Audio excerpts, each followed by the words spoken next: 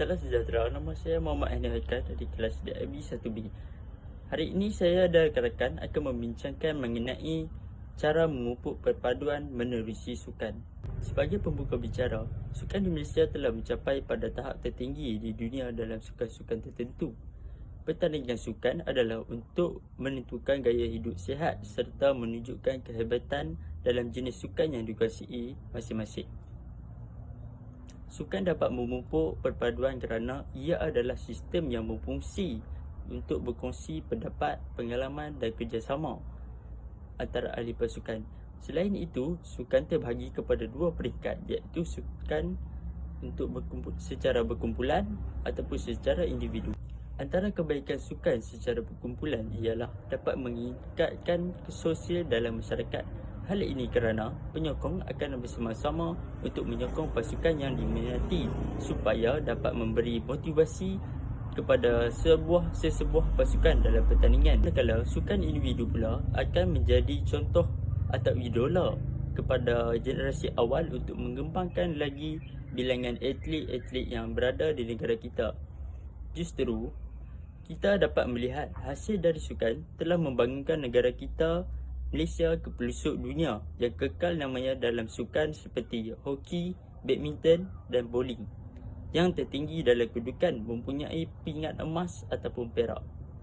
Dasar bahasa ini, Malaysia bukanlah seperti kata pilih bulu kerana negara kita mempunyai atlet-atlet berbagai bangsa seperti Melayu, Cina, India, Kadazan, Bajau, Rungus, Bidayu dan lain-lain. Perbezaan antara cara dan adat telah pun dihormati serta dipelajari untuk mencapai perpaduan yang lebih baik. Hai kawan-kawan, nama saya Gabile Shanaraki Santanasami. Saya dari DIB 1B. So, antara aktiviti kesukanan yang memupuk perpaduan masyarakat ialah bola sepak.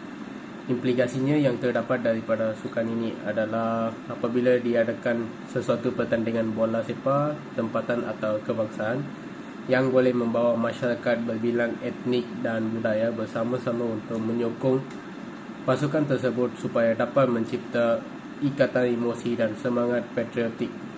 Tambahan lagi, bola sepak juga menghasilkan pengumpulan beramai-ramai. Selain itu, kita dapat berkongsi setiap pengalaman masing-masing secara bersama.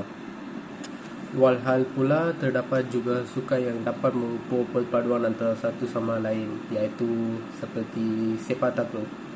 Dalam sukan ini, kita akan dapat berinteraksi sesama pasukan dalam merancang strategi yang berkesan, tambahan membina komunikasi yang bersefahaman supaya tidak berlaku pertelingkahan.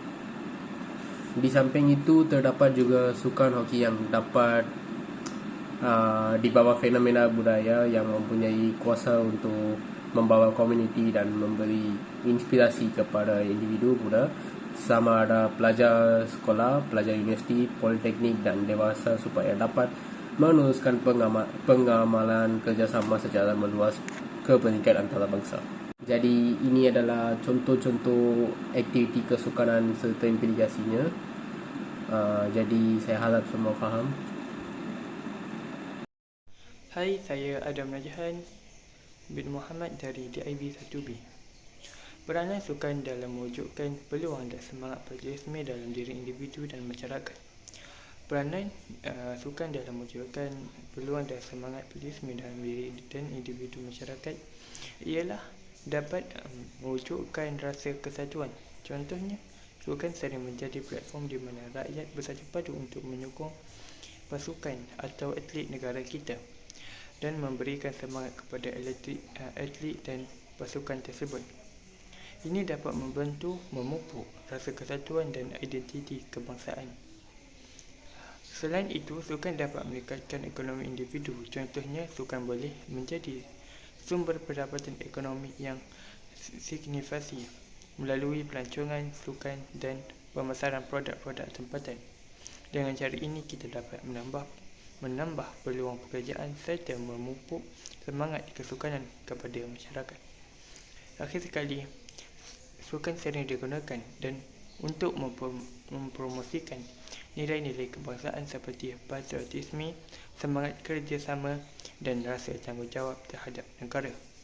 Contoh peribahasa yang selalu dikaitkan dengan sukan ialah usaha tangga kejayaan dan badan sihat pada otak yang cerdas.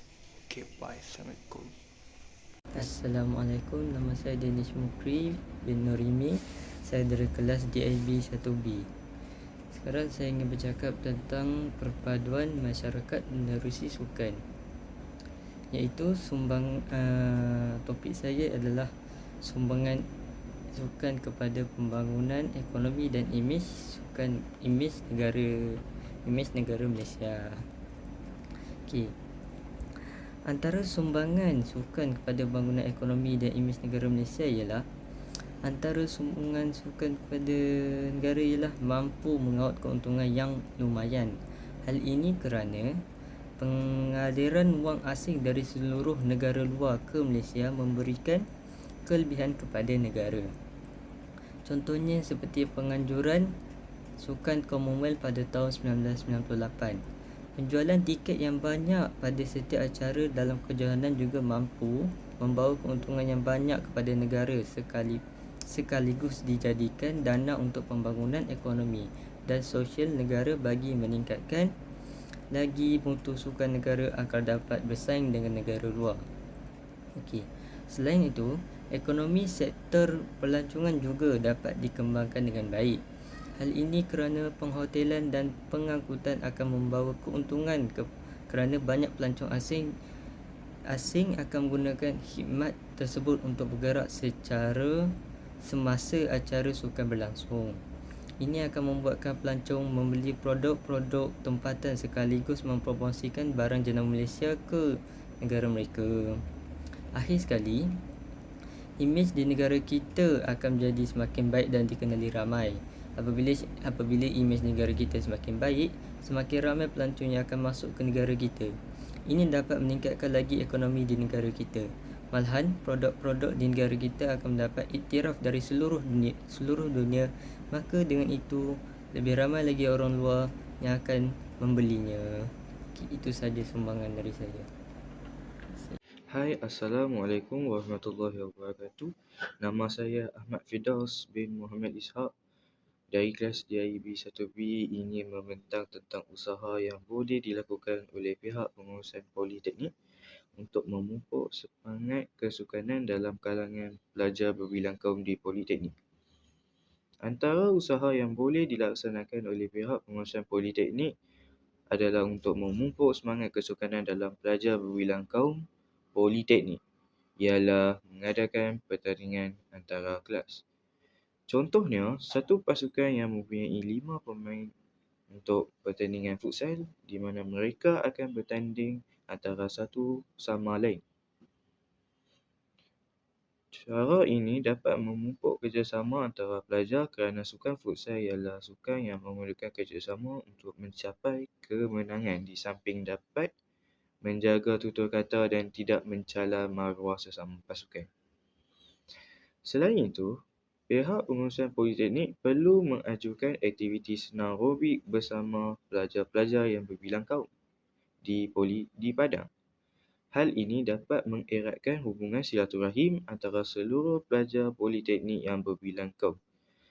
Senam aerobik dapat juga mengurangkan lemak badan dan merendahkan tekanan darah.